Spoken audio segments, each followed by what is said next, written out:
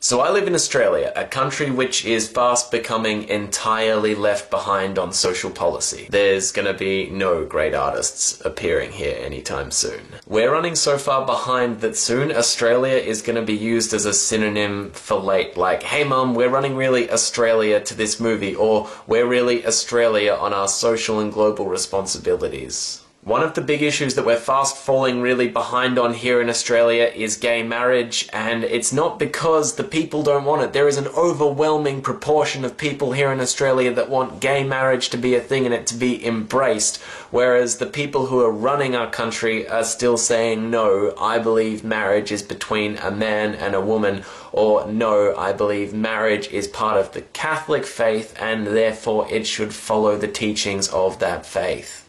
One of the big problems that I have with the anti-gay marriage arguments is that in recent times we've begun to understand gender and sexuality a lot more, and that has given everybody, including the LGBT community, the right to explore and understand themselves. However, still only certain members within these gender spectrums are allowed to get married. Saying something like straight people can get married but people in the LGBT community need to get civil unions is like when kids are playing in the playground and they change the game that they're playing just so another child can't play with them.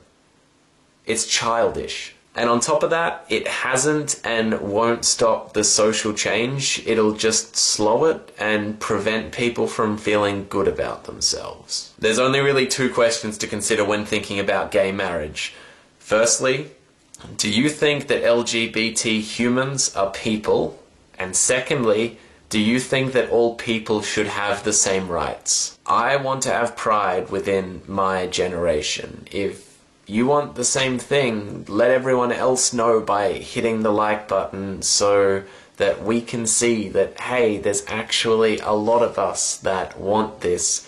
And if you know somebody who doesn't agree, who doesn't want gay marriage and gay rights and a better understanding of gender, sexuality and the LGBT community, maybe ask them those two questions.